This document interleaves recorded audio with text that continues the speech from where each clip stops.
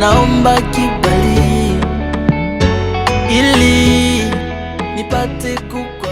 Mu ntango z'umwaka w'ibihumbi 2021 mu kwezi kwa mbere, Fondation Jonathan Buju yaragize urugendo rwo kuja gufasha imfuvyi n'abapfakazi harimo n'imiryango y'abatwa baba mu Gitaramuka, aho ni mu gihugu c'u Burundi. Fondation Jonathan Buju ikaba yagiye kuraba iyo miryango mu ntumbero yo gusangira nabo iminsi mikuru ya Noel na Bonane. Bakaba baba basanga ku mihana aho baba naho bitari vyoroshe imvura iriko iragwa.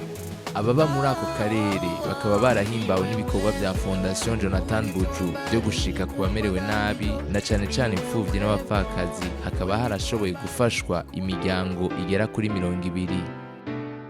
Nataka oh no no nataka yawe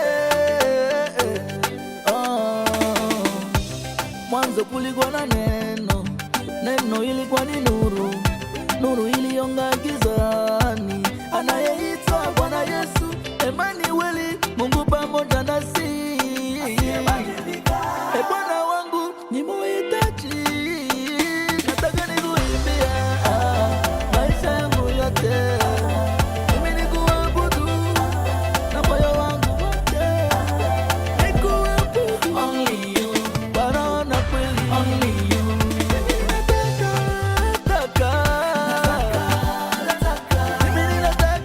natwe kuri turabashimiye, turabakengurukiye, bashimiye uwo mukozi w'Imana yatwiyumviriye ko n'ukuri akiyumvira ko twosangira umunsi mukuru.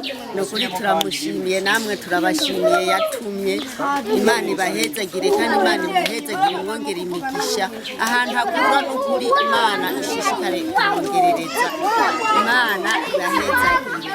Mwomenya ko bashoboye kuronswa imfungurwa zitandukanye zigizwe n'umunyu, ibiharage, ibiraya, amasabuni yo koga no kumesa n'ibindi vyaherezwa abana.